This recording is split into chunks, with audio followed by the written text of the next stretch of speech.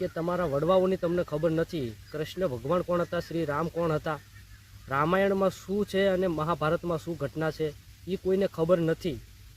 અને જય શ્રી રામના નારા લગાવો છો એનાથી કોઈ મતલબ નથી. તમને તમારું કુળ ખબર હોવી જોઈએ, તમે ક્યાંથી આવો છો, કોણ છો, તમે હિન્દુ છો. અત્યારે મેં એક ભાઈને સવાલ કર્યો હતો કે તારી 7 પેઢીના નામ બોલ, તો એ ભાઈ 2 પેઢીના નામ બોલ્યો, આગળ એને ખબર નથી.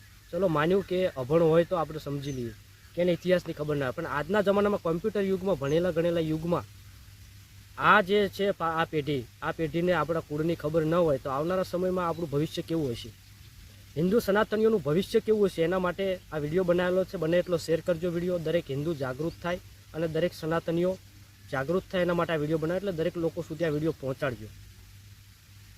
મુસલમાને કોઈ દિવસ એવું કીધું કે અમે આ ધર્મના છીએ, અમારી આ જ્ઞાતિ છે, અમારું કુળ છે. પણ જ્યારે કોઈ હિન્દુને તમે એવું પૂછજો કે તમે કયા સમાજમાંથી કોણ છો તમે, તો તરત કહેશે હું તો ફલાણી જ્ઞાતિમાંથી આવું છું, ફલાણી જ્ઞાતિમાંથી આવું છું.